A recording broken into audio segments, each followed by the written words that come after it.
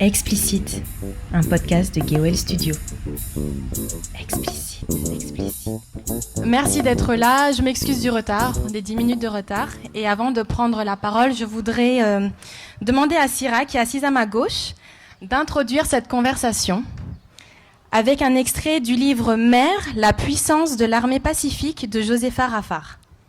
Alors, on se compare facilement aux autres femmes, on regarde l'autre, celle qui brille, et on compare l'incomparable en oubliant notre propre lumière. Mais le soleil n'oublie personne, il illumine chaque centimètre de cette terre, simplement pas au même moment. Je suis très contente parce que pour moi, vous êtes 3 lumières. Oh, allez Francine. Applaudissements pour Francine. Eh boum. Aïe aïe aïe. Allez. Je me fais avoir parce que je voulais les faire pleurer, elles. Attends, on fait que commencer là. Hein. Ouais, c'est ça. Donc vraiment, c'est une conversation libre aujourd'hui. Donc, Tétel, tu pleures pas. Il y a ma sœur aussi dans le public, donc c'est important pour nous. Donc c'est une conversation particulière parce qu'on voulait sortir des sentiers battus. L'idée en cette journée, c'est de pouvoir se donner la parole, se permettre de dire des choses. Et il y a peut-être un fil conducteur aujourd'hui, mais franchement, je pense qu'on va y aller comme on le sent. L'idée, c'est de parler de vos vies de Dakaroises à chacune d'entre vous, que ça résonne pour des femmes qui sont ici, mais des femmes qui vont nous regarder après, j'espère, qui vont nous écouter aussi, parce qu'il faut savoir qu'aujourd'hui, c'est un nouveau format qu'on teste. C'est un podcast enregistré, filmé avec public. Je vais commencer avec toi, Binouche, qui a l'habitude de la télé. Donc, Binouche, qui est Dakaroise de naissance. Oui, bien sûr. Sénégalaise. Tu as grandi ici aux HLM, tu es maman. Tu es cofondatrice de Nouva Events. Tu fais des très grosses soirées qu'on appelle les Full Moon. Tu es aussi DJ. Et voilà, donc tu navigues un petit peu dans tout cet univers-là.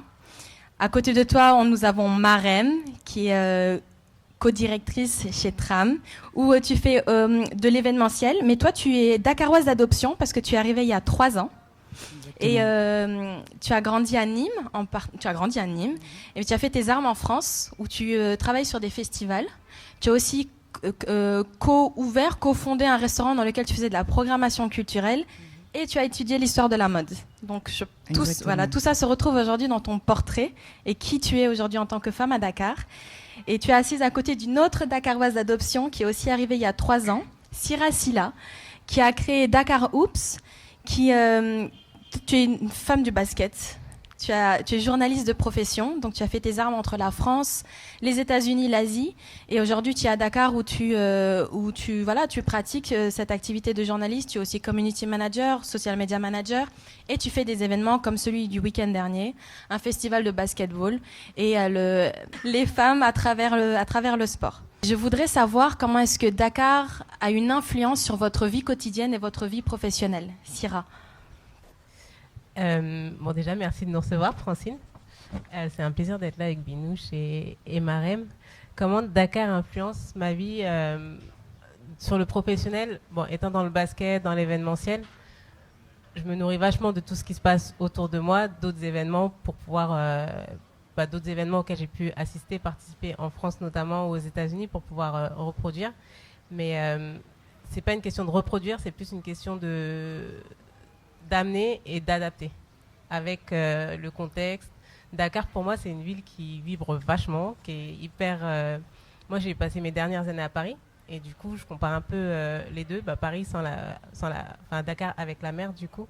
Et pour moi, Dakar, c'est une ville qui bouge beaucoup, beaucoup de bouchons, beaucoup de bruit, mais du coup, tu peux faire beaucoup de choses. Grâce à tout ça, en fait, tu peux faire beaucoup de choses. Et je me nourris de ça un peu pour les événements que je crée, basket notamment, parce que c'est des événements où j'essaye de...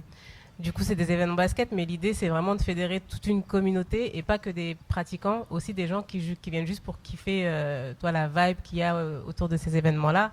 Et ça inclut le son, ça inclut tout le côté artistique, parce que les basketteurs sont très... et les basketteurs sénégalais encore plus, je pense, très dans le style, dans le mativu, dans le show, etc. Donc c'est ça, l'idée, c'est vraiment de fédérer toute une communauté, mais pas forcément que des pratiquants, également des gens qui viennent juste pour graviter autour.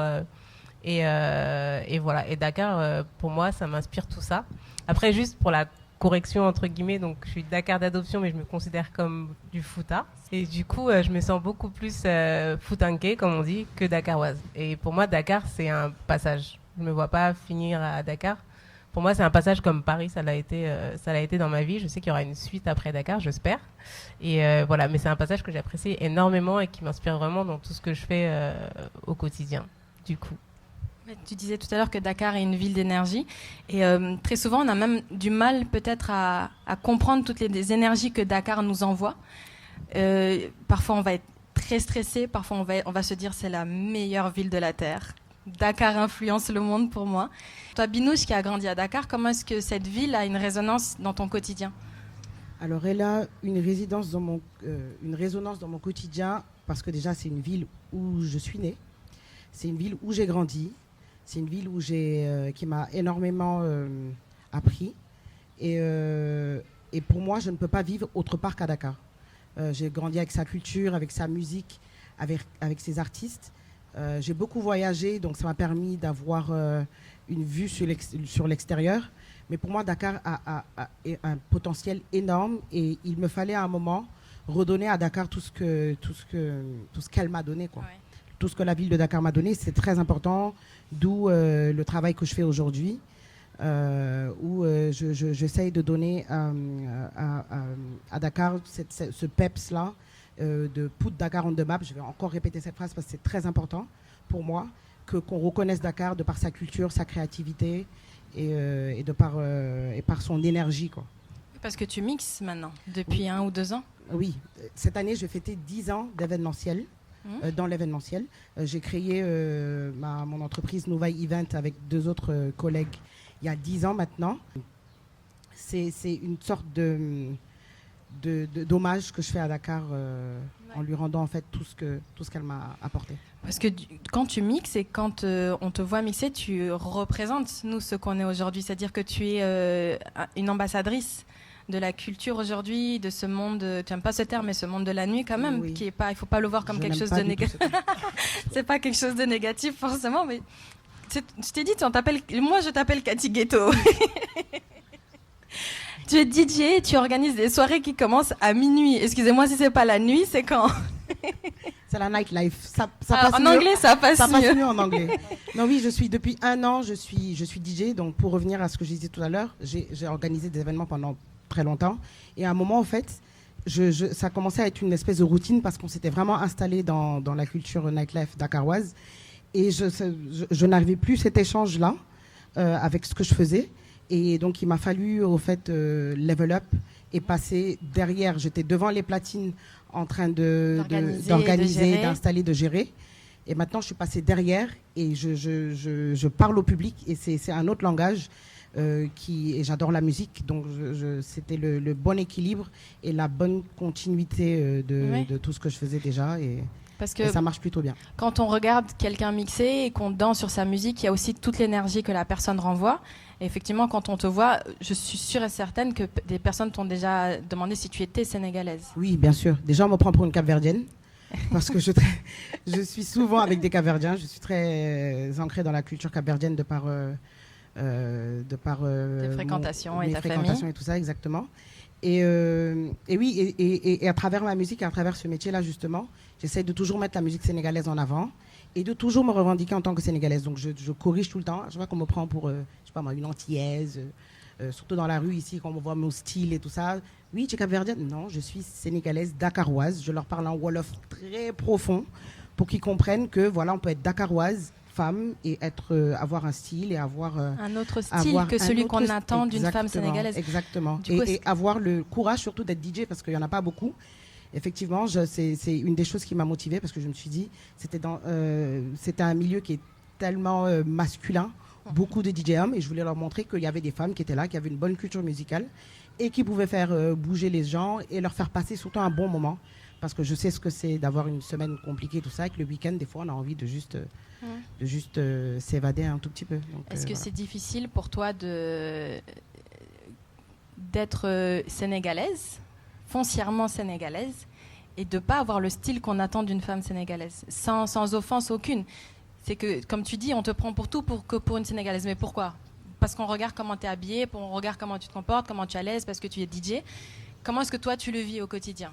Alors, quand tu dis ça, Francine, ça me rappelle les gens de mon quartier, mes voisins, ils doivent me prendre pour un ovni, hein, parce que je sors chaque jour, je peux sortir avec un style différent. Un jour, je suis en short, le lendemain, je suis avec un chapeau, le lendemain, ils me voient avec des paillettes, et la journée, ils me voient avec djellaba et robe de... Ils doivent se dire, mais on ne comprend pas, en fait. Mais justement, je trouve que ce n'est pas difficile du tout. Il y a des gens qui le comprennent, et les personnes qui ne le comprennent pas, j'essaie de leur expliquer. Par exemple, juste une anecdote, hier, je suis allée voir le médecin, et la secrétaire qui me reçoit me voit avec un short et un t-shirt. Moi, le short, il fait chaud. J'aime pas avoir des choses qui me collent sur la peau. Donc je suis souvent en short. Donc, avant même de m'accueillir, elle m'avait déjà jugée. Elle s'était dit dans sa tête, les personnes de 2000, donc déjà, gros compliment parce qu'elle m'a pris pour elle m'a pris pour une jeune fille de 2000. Elles s'habillent comme elles veulent, elles sont cool et tout ça. Donc, finalement, je la retrouve, elle me demande mon âge et on se retrouve à avoir le même âge. Ah. Elle me dit, et je suis même plus grande qu'elle. Et donc elle me dit, ah mais je pensais que tu étais de 2000 avec ton short et tout ça. J'étais là, mais regardez-moi ça. Non, je suis en short parce que j'ai chaud. Tout simplement, je suis à l'aise avec mon short. Donc il y a toujours effectivement ce jugement-là qui est fait. Et comment, au fait, j'arrive à leur faire accepter ça, c'est par mon comportement qui est totalement naturel. Voilà. Et ma manière de voir les choses. Je suis d'ici, mais j'ai des inspirations et une liberté. Ouais. Mais c'est la magie de Dakar, en fait, c'est que c'est une ville multiculturelle, c'est un carrefour. Et par exemple, toi, le courage, je vais mettre en guillemets, que tu as de sortir en short, moi, je ne l'ai pas. C'est-à-dire que si je mets un short, je vais mettre quelque chose d'un peu plus ample. Et pourtant, on n'a pas grandi de la même façon, on n'a pas eu forcément la même éducation. Et je voulais justement te demander à toi, Marem, est-ce que tu avais l'impression d'avoir une multi-identité? Tu es franco-sénégalaise, c'est ça? Exactement, tu as grandi, donc, comme je disais tout à l'heure, dans le sud de la France, à Nîmes. Est-ce que tu as l'impression depuis que tu es arrivé à Dakar, ou peut-être quand tu étais en France, que tu avais une multi-identité, et comment tu le vis aujourd'hui que tu es à Dakar? Comment est-ce que tu t'adaptes en fait à cette nouvelle vie? En fait, moi, donc, comme tu le dis, j'ai grandi en France et j'ai mon papa qui est sénégalais, ma mère française, j'ai la double nationalité. Ça fait 3 ans que je suis là et mes habitudes ont déjà changé, je dirais. Quand je venais en vacances, j'avais ce comportement de vacancière européenne qui vient voir la famille en vacances. Du coup, j'avais pas du tout de principe d'habit ou quoi que ce soit. Maintenant, c'est vrai qu'en vivant à Dakar aujourd'hui, je ressens les choses différemment. Moi, par exemple, sur le vendredi, c'est très difficile pour moi de sortir avec quelque chose de court, par exemple. Le vendredi, pour précision, c'est le jour de la prière musulmane au Sénégal.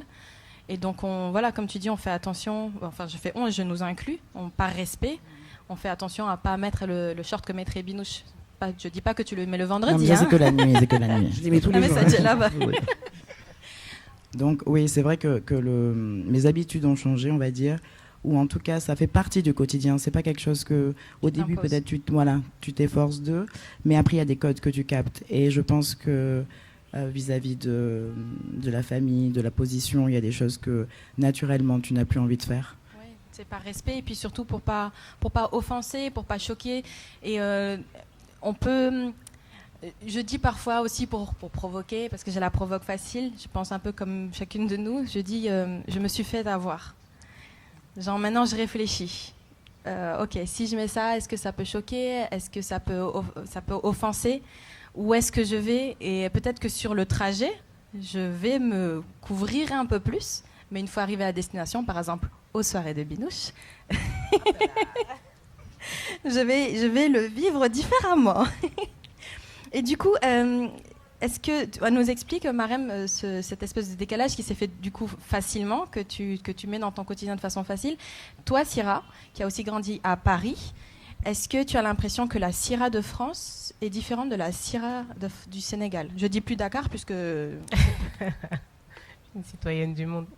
Je dirais que la Syrah de Dakar est un prolongement de la Syrah de France, avec toute l'adaptation et, comme le disait Marem, avec l'adoption des codes qui sont liés à Dakar, au Sénégal. Et moi, du coup, comme je suis très famille ici aussi, à ma famille, donc quand je vais dans ma famille, etc., il y a des tenues que je mets, des pantalons, je ne les mets pas quand je vais voir en famille.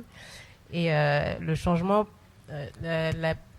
Je dirais que la Syrah jeune en France est complètement différente que la Syrah adulte, jeune fille. Et à chaque fois, je le dis et j'insiste dessus. Je pense que c'est le sport qui m'a aidé qui m'a accompagné dans mon évolution. Moi, quand j'étais jeune, quand j'étais enfant, j'étais hyper timide. Enfin, j'étais hyper réservée. On n'avait pas le droit de me parler parce qu'il fallait pas que les gens me regardent, etc. Ça va, là Vous ne la regardez pas, s'il vous plaît. Mais le sport m'a permis de trouver un espace dans lequel je me sentais tout à fait à l'aise et complètement confiante. Et du coup, dans lequel je faisais pas attention au regard des gens, à ce que les gens en pensaient. J'étais tellement confiante, le sport et le basket en particulier, j'étais tellement confiante, j'avais tellement confiance en moi et j'ai tellement confiance en moi quand je suis sur un terrain ou même quand je parle de basket qu'on peut me dire, qu'on peut me critiquer ou quoi que ce soit, ça passera par là et ça sortira de l'autre oreille. Et c'est quelque chose qui a influé sur ma vie au quotidien. Parce que du coup, je suis devenue plus confiante, plus sociable. Ça a été plus facile pour moi d'aller vers les gens, etc. Et surtout, je fais beaucoup moins attention au regard des gens, que ce soit sur le terrain ou en dehors du terrain. Okay. Du coup, j'insiste à chaque fois quand je dis que à chaque fois quand on fait des interviews des sportifs de haut niveau et qui nous disent oui, le sport a changé ma vie, à chaque fois on se dit bon, il exagère et tout. Et en fait, c'est quelque chose qui est vraiment, enfin moi, la personne que je suis aujourd'hui, je sais que je ne serais pas cette personne si j'avais pas eu le sport pour mon évolution personnelle et puis aussi professionnelle, parce que moi, j'ai fait des études de maths et sans le basket, je ne serais jamais devenue journaliste et potentiellement, je ne serais pas là à créer des événements, etc. Je serais peut-être dans un bureau enfermé de 8h à 19h et puis...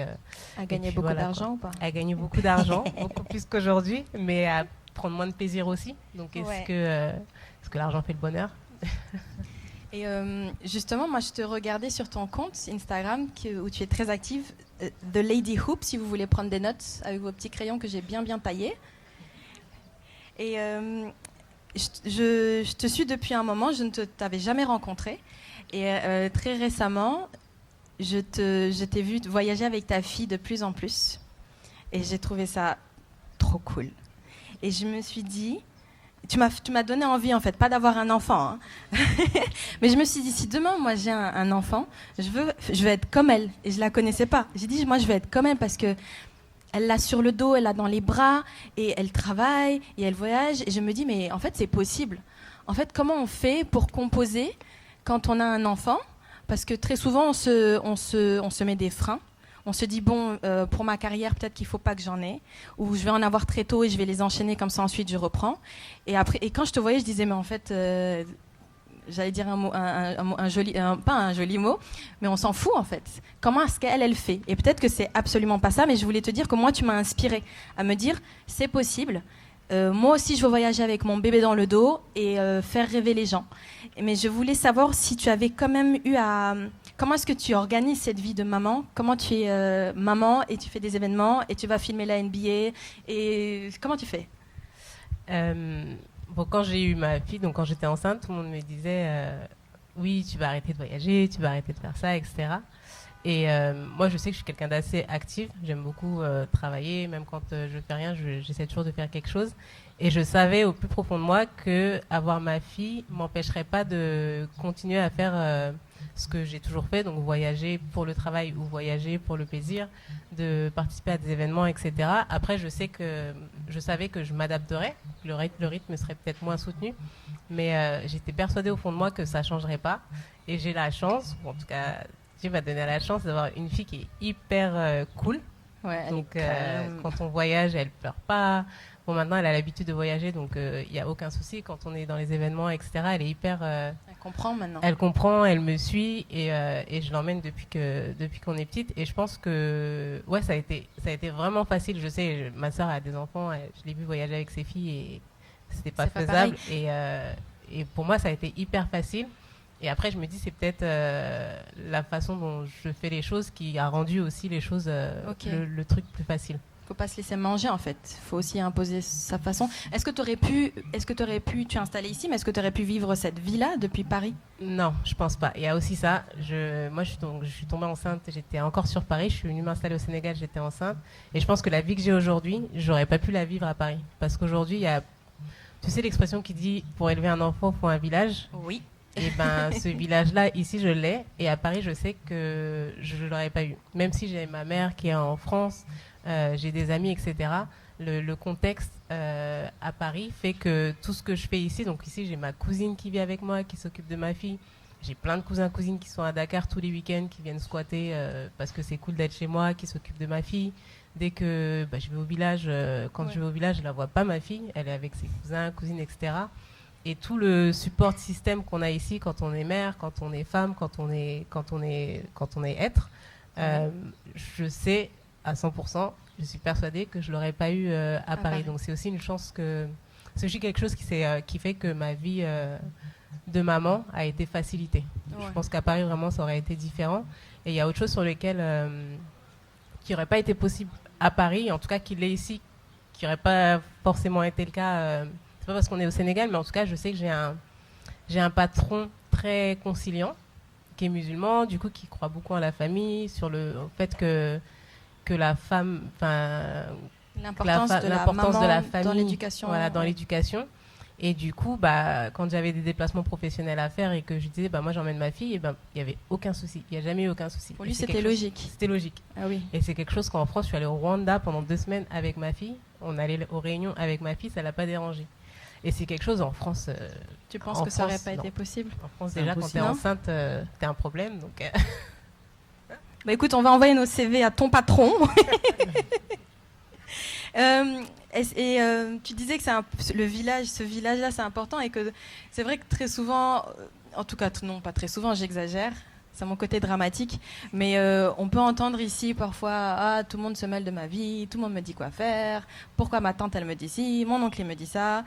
Mais il y a un côté qui est aussi positif, c'est que c'est des gens qui ont un vécu, qui ont une expérience et que je pense que tout n'est pas à jeter de ces personnes-là.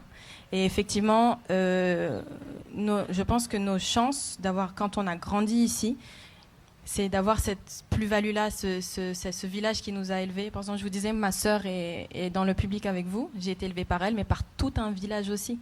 Donc elle, c'est ma référente, mais j'en ai aussi d'autres. Et je sais qu'on n'est jamais tout seul. Et ça, c'est important dans la partie communauté. Et surtout, en tant que femme, c'est qu'on peut appeler une tata, on peut appeler la badienne, on peut appeler sa grand-mère, on peut appeler les cousines. Et il y a souvent même des comités, là, on vous convoque et tout le monde a quelque chose à dire. Et il n'y a pas tout à jeter. Je trouve que c'est important. Et tu parlais aussi d'être maman. Binouche, tu disais tu es Binouche de la Full Moon, DJ Binouche, Binouche maman de ton garçon. On fait comment?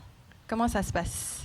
Alors, comment ça se passe? Comme j'ai la chance justement de travailler principalement les week-ends, même si maintenant en tant que DJ, il m'arrive de travailler pour des... internationales. Voilà, pour des entreprises ou pour des ambassades et tout ça en semaine. Ça reste quand même à des heures correctes. Mais donc, j'ai la chance de rester toute la semaine avec mon fils. Et c'est très important pour moi d'être femme et maman pendant la semaine. Donc, du lundi au vendredi. Alors, du lundi au vendredi, je suis maman binouche. Et à partir du vendredi, je suis binouche tout court jusqu'au dimanche. Et mon fils, il l'a compris, ça. Donc, il sait que le vendredi jusqu'au dimanche, je travaille. Et je lui explique, je lui dis, mais il y a beaucoup de mamans, elles sont là tous les jours. Le lundi matin, elles vont au travail, elles rentrent à 18, 19 heures. Et le soir, elles vont se coucher tôt. Le lendemain, pareil. Toi, tu as la chance d'avoir une maman qui est là avec toi toute la semaine, qui t'accompagne, qui a le temps de vraiment passer du temps avec toi, jouer, faire les exercices et tout ça. Et le week-end, je travaille. C'est le moment où je travaille. Quoi. Il l'a totalement assimilé. Mon mari fait aussi le même boulot. Donc, c'est quelque chose qu'il a assimilé. Il sait que c'est ce travail-là qui me permet de payer les jouets, de payer la Nintendo Switch, de payer ceci et cela. Et donc, c'est du donnant-donnant. On se comprend très bien. C'est ton fils qui gère tes bookings, en fait. Oui, carrément.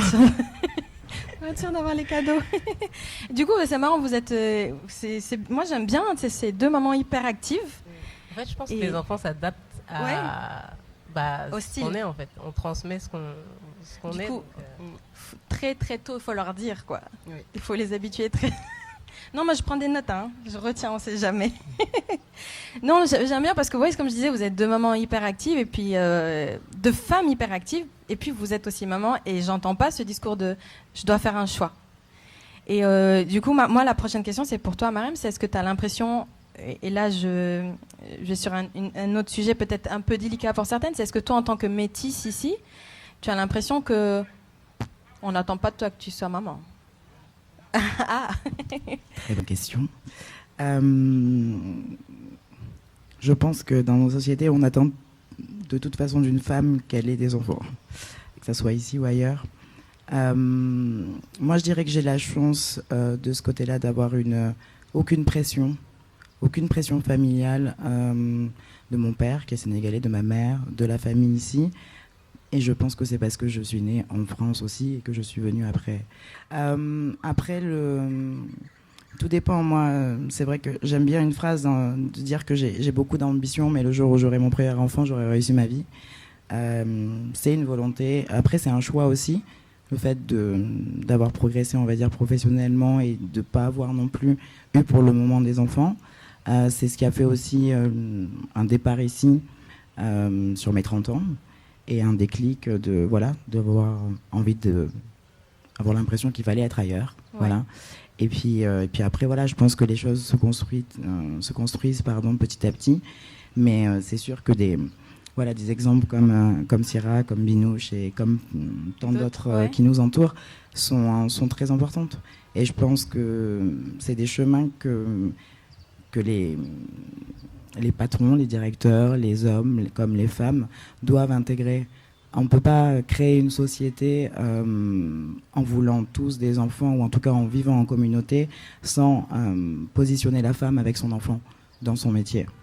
Et il y a quelque chose que je disais souvent, alors ici ou ailleurs j'en sais rien, mais en tout cas si tu demandes à une femme, si tu proposes à une femme d'aménager ses horaires pour qu'elle puisse récupérer son enfant, voyager avec lui, ou elle sera de toute façon plus efficace. Au travail. Bien sûr, plus proactive, parce que ça fait partie du quotidien.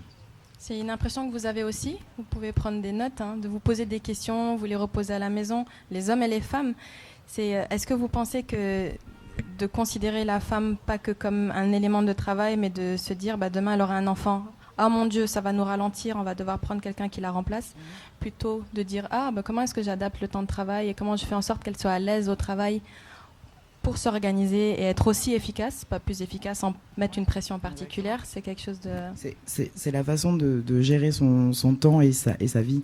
Donc si tu donnes à une personne l'épanouissement de pouvoir profiter des moments de vie, elle sera forcément épanouie dans son travail, épanouie dans sa vie et donc du coup plus efficace de fait. Je voudrais faire une petite pause lecture avec toi, Binouche. Je voudrais que tu nous lises un extrait d'une chanson d'une artiste américaine qui s'appelle Alicia Keys. Et le morceau s'appelle Brand New Me. Tu traduis après, Francine? Ok. Alors, c'est It took a long, long road to get here. It took a brave, brave girl to try. I've taken one too many excuses, one too many lies. Don't be surprised. Oh, you look so surprised. Alors, c'est un extrait, comme tu as dit, d'une chanson de Alicia Keys qui s'appelle Brand New. Tu nous traduis, vas-y. Non, vas-y, je t'en prie. Ça m'a pris beaucoup de temps. It took a long, long road to get here. Ça m'a pris beaucoup de temps pour en arriver là. It took a brave, brave girl to try. Il a fallu que je sois très, très courageuse. Pour essayer. I've taken one too many excuses, one too many lies. Je me suis donné beaucoup d'excuses et je me suis menti plusieurs fois à moi-même. Don't be surprised. Ne soyez pas surpris. Oh, you look so surprised. Alors, c'est pour dire que... Oui, voilà, je voudrais que tu nous dises comment est-ce que cette chanson a résonné en toi et résonne peut-être encore. Alors, c'est intense. Déjà, c'est une musique qui est très belle. Alicia Keys, tout le monde sait qu'elle a une très belle voix. Donc, c'est mélodiquement, niveau performance vocale, c'est une très belle musique. Alors, quand je me suis penchée sur les paroles, au fait, la musique a eu tout un autre sens pour moi. Parce que je suis mariée aujourd'hui avec enfant, mais j'étais mariée avant, j'ai dû divorcer. Et cette musique a fait partie, m'a donné un déclic, on va dire. Et ça m'a permis d'être un peu celle que je suis aujourd'hui, épanouie comme je le suis aujourd'hui. Et quand j'ai vu le clip, ça a pris encore une autre dimension. Donc je vous invite déjà à aller voir la musique et d'écouter les paroles. C'est une femme qui se libère d'une pression sociale. D'une pression sociale, oui. Et je ne vais pas dire d'une emprise, mais elle était, tu vois, dans un échiquier qui à la fin ne lui correspondait plus. Et elle s'est retrouvée à se libérer très difficilement, parce qu'il y avait sûrement encore de la tâche, forcément, parce que ça sortait d'une longue relation. Et cette musique m'a vraiment permis de m'en sortir et de comprendre que je suis passée par un long chemin pour en être à ce stade-là, au fait. Je me suis donné beaucoup d'excuses, je me suis beaucoup menti à moi-même, et qu'aujourd'hui, au fait, ça suffit. Et elle exprime très bien dans le clip. Et c'est des fois tellement cliché de dire oui, on se voit à travers une musique et tout ça. Mais cette musique a totalement résumé ce que toi tu vivais à ce moment-là, et tu t'es dit, mais en fait, oui, je vis dans cette carapace-là, dans cette couverture, et peut-être comme un oignon en fait. Peut-être que c'est le temps d'enlever cette pelure d'oignon-là et de voir ce qu'il y a en dessous. Mais c'est jamais évident. Déjà de dire là sur scène, en plein Dakar, que tu as divorcé, bon, ouais, je sais pas si moi j'aurais dit quoi. Ça arrive, ouais. Parfois tu trébuches, tu tombes. Voilà, il faut le vivre un peu comme ça aussi. Mais c'est ça aussi, c'était ma question de tout à l'heure sur ces identités-là. Est-ce qu'on est une seule, est-ce qu'on a une seule facette de nous? Est-ce qu'on peut s'autoriser à en avoir différentes? Pourquoi est-ce que ce serait mal vu de se renouveler tout le temps? Est-ce que c'est pas dangereux aussi de rester qui on est tout le temps sans se remettre en question? Et est-ce que tu as dû faire des sacrifices? Oui, évidemment. Alors je pense que déjà c'est très important de se renouveler à chaque fois. Parce qu'il y a toujours des ajustements à faire, il y a toujours des mises à jour à faire. Il faut se remettre en question, il faut être bien entouré, il faut pouvoir faire la part des choses et essayer de diminuer la négativité et d'augmenter la positivité mentalement, psychologiquement, physiquement, partout. Si je n'avais pas sacrifié toute cette vie antérieure, je pense que je n'aurais pas pu être celle que je suis aujourd'hui. La femme libre et indépendante, financièrement comme socialement, que je suis aujourd'hui. J'ai la chance aussi d'avoir un mari aujourd'hui qui travaille dans le même milieu que moi et donc qui comprend, qui t'accompagne, qui m'accompagne, qui me sert de garde-fou des fois. On n'est pas d'accord sur tout, mais il est là un peu des fois pour assurer mes arrières, ce que je n'avais pas forcément avant, et dans ce milieu-là en tout cas. Et oui, j'ai eu à faire des sacrifices ouais. pour en arriver là, oui. Et vous, les filles, c'est pas tout de quitter, de quitter sa ville où on a grandi, en fait, et de reconstruire ici. Même si c'est chouette, Dakar, une fois qu'on s'habitue, mais c'est pas, on disait en ouverture que c'est pas forcément facile de s'adapter tout de suite. Est-ce que toi, Marème, tu as eu à sacrifier des choses? Moi, je parlerai pas de sacrifice. Dans mon parcours, c'est plus des choix de vie. Ouais, à un moment donné, il faut prendre des décisions. Et tu laisses des choses derrière quand tu prends une décision. Parfois, c'est pas facile. Est-ce que tu laisses des choses derrière, ou est-ce qu'il faut les laisser derrière? Ouais. Je sais pas. En tout cas, je pense que le fait que je vis aujourd'hui au Sénégal fait partie du chemin. Toi, Sierra, tu disais que c'était une transition. Moi, je le sais pas encore. Le temps le dira. Mais en tout cas, les étapes de vie, ouais, sont différentes. On fait des choix, comme je vous disais, et l'orientation est à définir.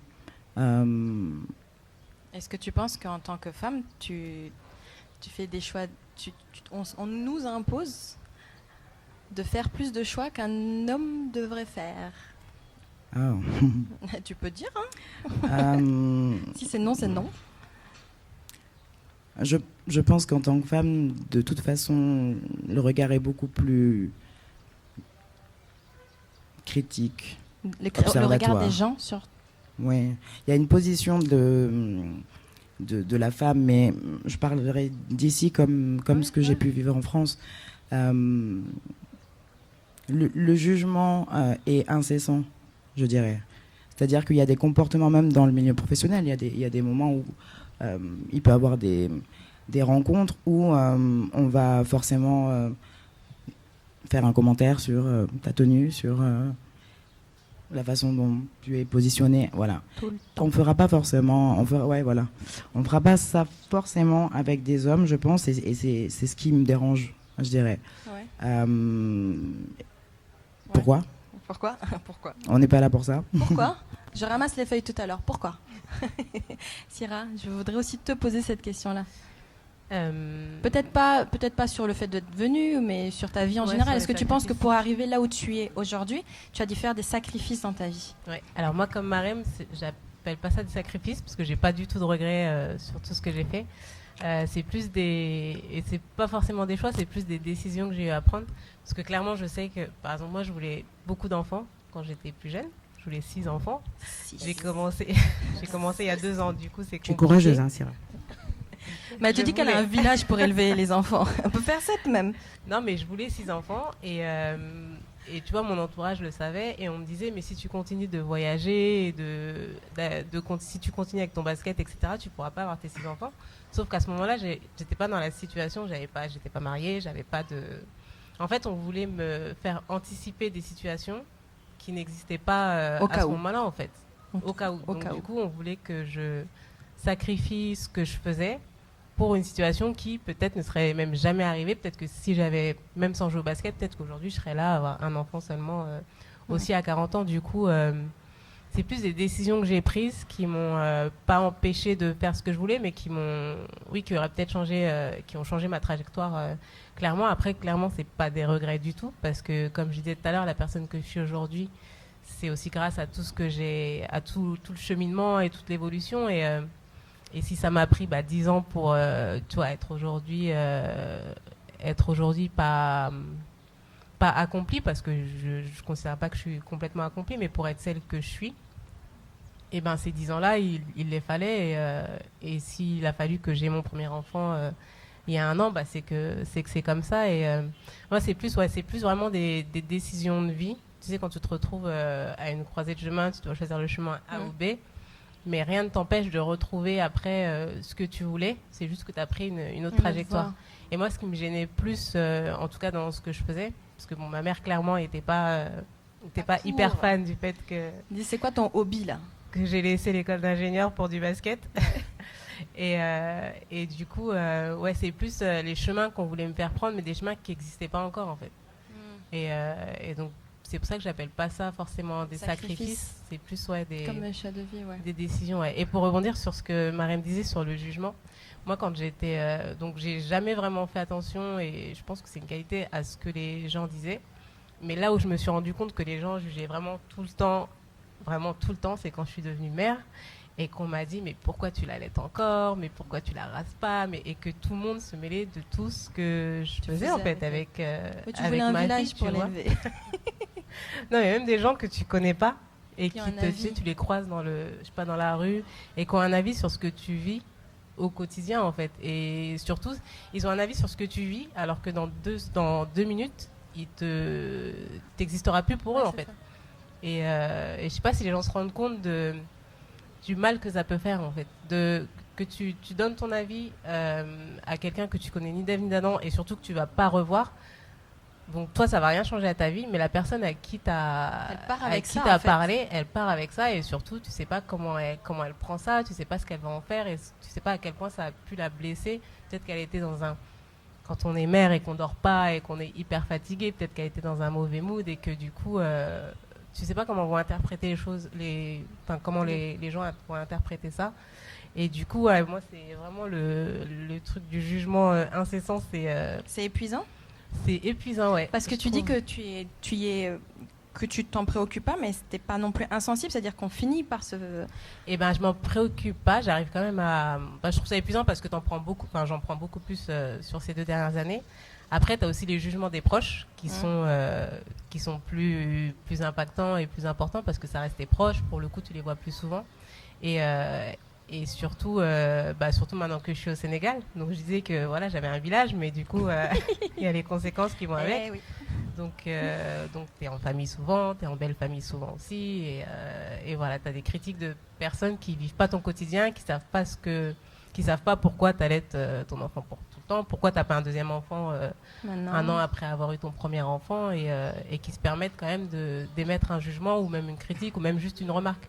Une remarque, c'est jamais une remarque. Il y a toujours quelque chose derrière, et du coup, ouais, peut-être quand je dis que le Sénégal me va bien, etc., peut-être que le truc qui pèse un peu, c'est plus ça. Ouais. C'est la vie des gens. Après, je pense qu'en France aussi, on juge beaucoup. Oui, donc, moi, je pense que c'est international. En fait, on a toujours quelque chose à dire, et c'est vrai qu'il faudrait peut-être parfois se poser la question de est-ce qu'au moment où ça va sortir de ma bouche, c'est nécessaire. Exactement. Mais dans tout, c'est important entre personnes tout court, mais entre femmes, en fait. Est-ce que c'est important d'aller dénigrer la personne et de se dire mais c'est juste un conseil?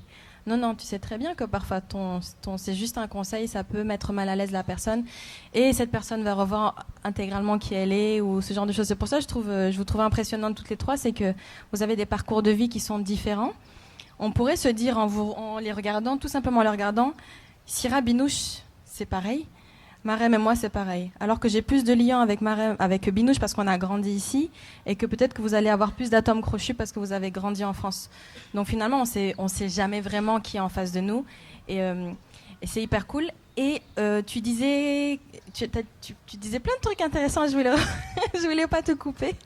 Non, je voulais que tu me dises comment est-ce que tu penses, toi aussi, dans ton quotidien professionnel, avec ce que tu fais. Est-ce que tu peux nous parler de ton association qui s'appelle Ladies in Basketball. Ladies in Basketball. Comment est-ce que tu penses avoir un impact sur ta communauté dans ce que tu fais? Parce que c'est un village, on dit le village, donc la famille qui élève, mais peut-être que nous aussi, au quotidien, dans tout ce qu'on fait, certaines personnes nous regardent, des femmes ou des hommes, et on a un impact sur ces personnes-là. Ouais. Donc, Ladies in Basketball, c'est une asso que j'ai créée en France. Et l'idée, c'était de réunir 15 jeunes filles, de faire pas de quantité, mais plutôt de la qualité, et de réunir 15 jeunes filles et de les accompagner sur toute l'année. Donc, leur point commun, c'est qu'elles jouent au basket.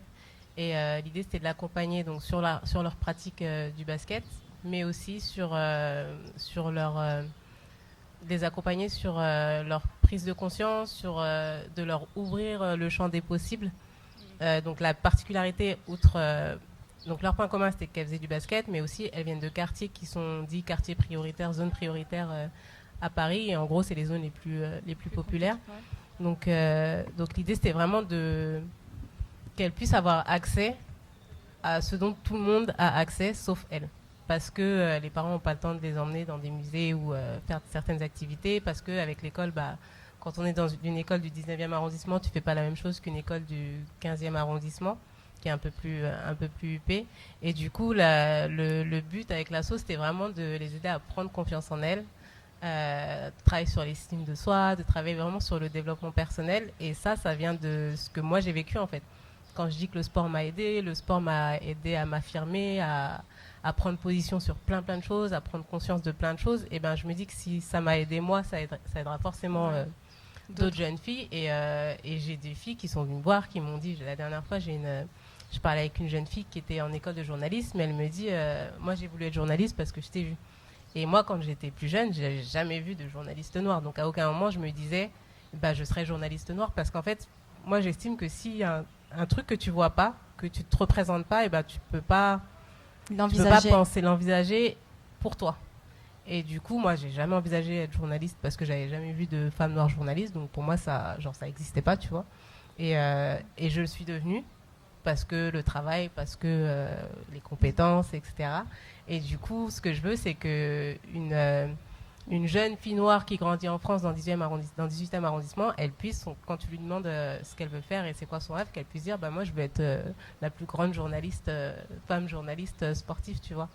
Et l'idée, voilà, c'est ça. Et là, je parle de journalisme, mais vraiment, on organise des rencontres avec des femmes qui ont différents, tu vois. J'aurais kiffé leur faire rencontrer une Binouche ou une Marème pour qu'elles puissent se dire moi je serais DJ, parce que je pense qu'aujourd'hui il y a très peu de jeunes filles qui se disent je vais être DJ, parce que je pense qu'on leur permet pas, en fait, voilà, ça, on ne permet pas de rêver parce qu'on ne donne pas l'opportunité de l'imaginer pour toi, en fait.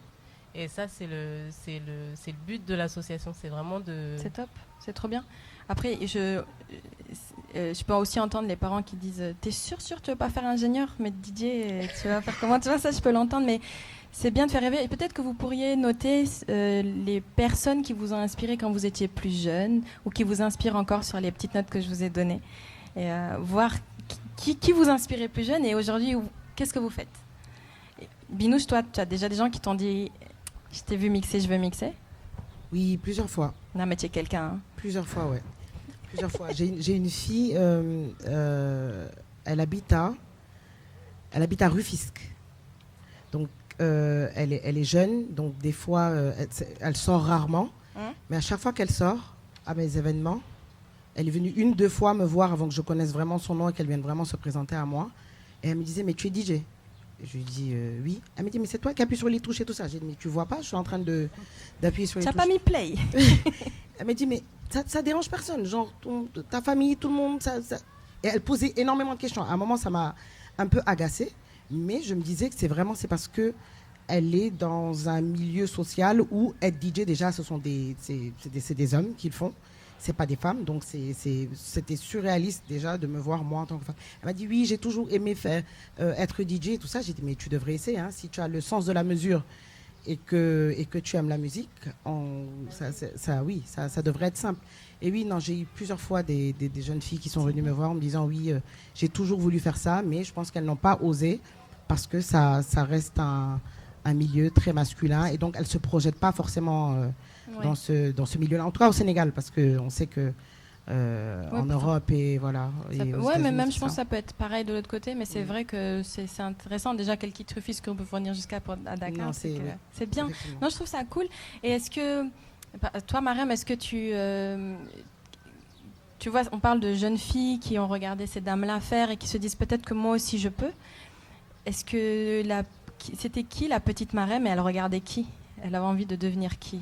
C'était qui son idole? Parce que moi c'était Mélanie B des Spice Girls.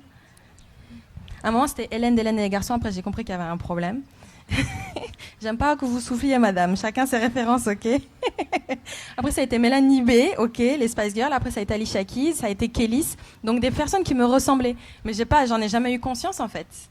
Et toi, c'était qui? Ça peut être quelqu'un de ta famille aussi, hein? Ouais, je rigole avant de le dire. Je pense que ça va étonner beaucoup, mais... moi, si je devais ressembler à quelqu'un quand j'étais adolescente et petite, c'était Michael Jackson. Bon. Quelle période de Michael Jackson? La période où il voulait être blanc, tout ça. La dernière période? Ah ouais? Ouais. C'est... Aujourd'hui, je te dirais pas du tout la même chose, mais ouais. Pourquoi? Parce que... Hey, boum. Ok, je t'aide. On y va. Je t'aide. Est-ce que c'était dû... en tant que métisse, comme on parlait tout à l'heure, c'est pas.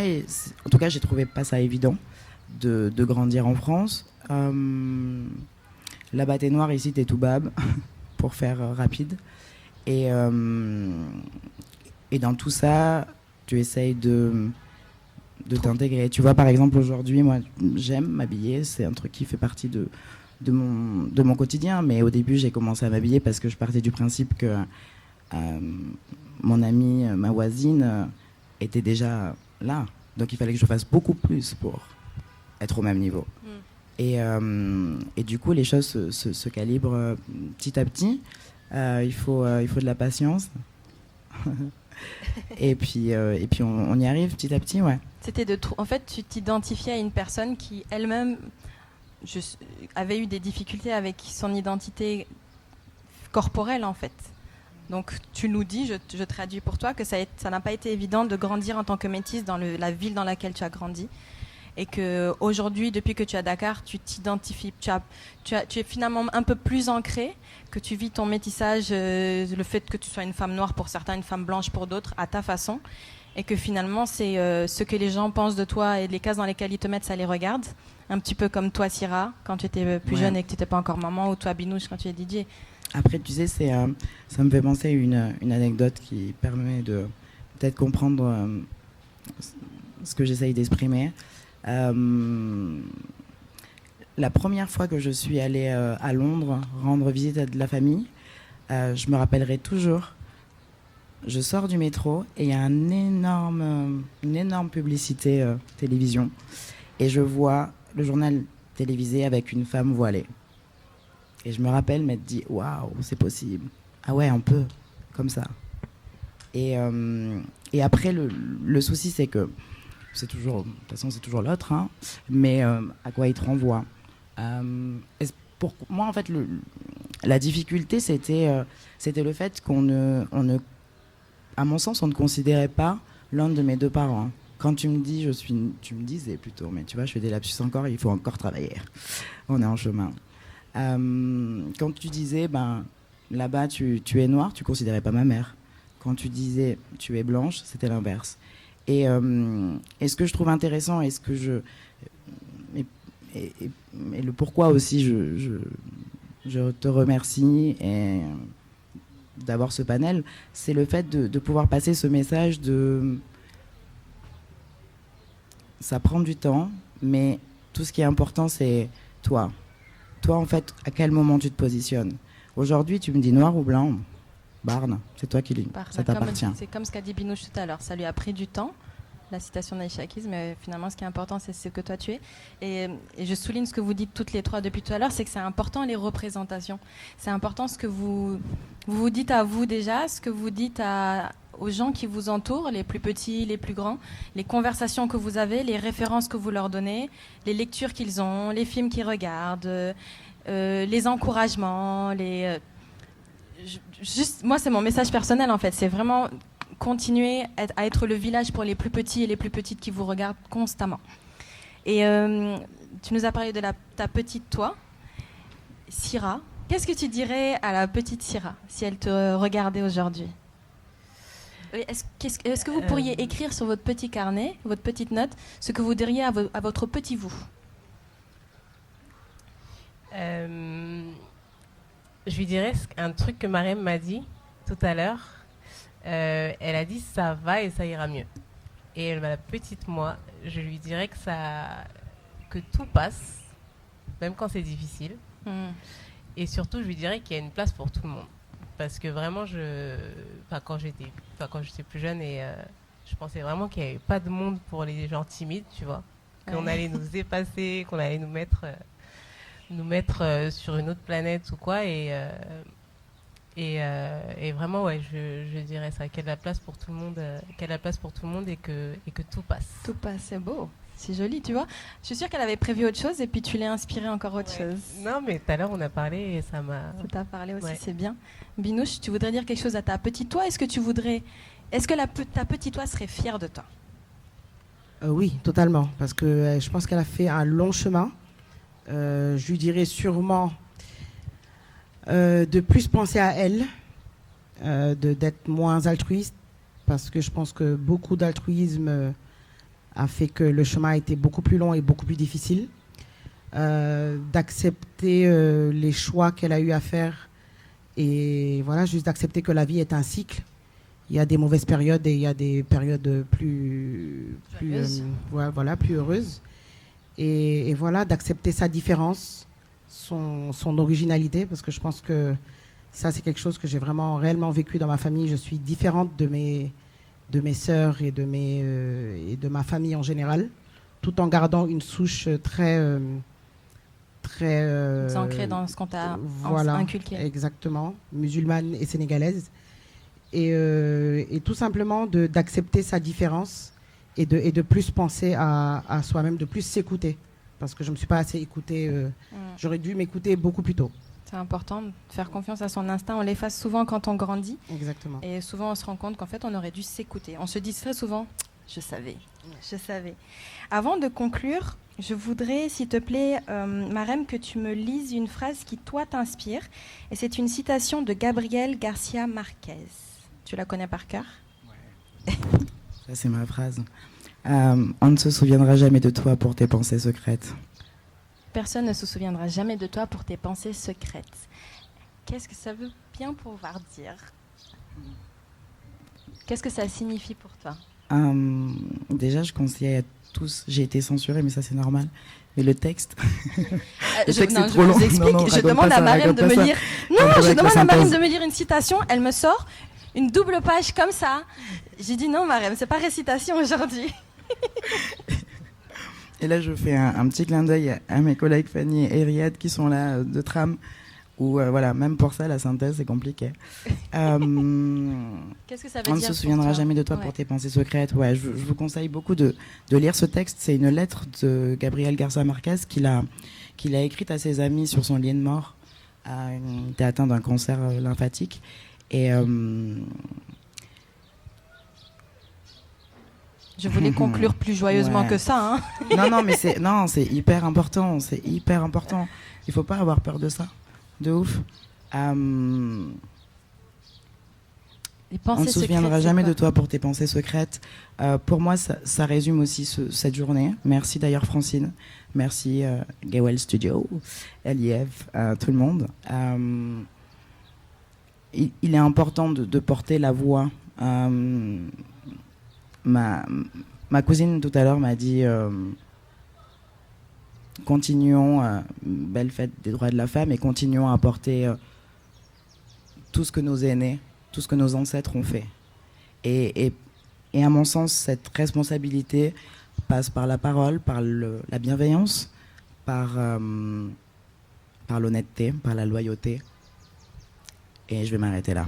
Merci à vous. Merci, c'est intense. Et merci beaucoup en tout cas à tout le monde d'avoir été là aujourd'hui. Merci les filles, merci Syrah, merci Marème, merci Binouche. Merci à toutes les personnes qui nous ont aidés à produire ça. Merci Alexine qui me regarde avec une petite ardoise où il y a marqué 5 minutes. Vous étiez donc pour la première fois le public du podcast qui s'appelle Explicite. C'est une conversation où on se dit presque tout, de l'agence Gay-Well Studio, et ça a été un énorme plaisir, les filles, de vous avoir aujourd'hui. J'espère qu'on pourra renouveler l'expérience et que vous serez tout aussi nombreux la prochaine fois. J'espère aussi que ça a été hyper cool pour vous tous et toutes. Et je vous dis à bientôt, Binouche. Oui, j'aimerais finir en disant merci à toi, Francine. Parce que tu adores parler des autres et on ne parle pas assez de toi. C'est normal, je pleure. Oui.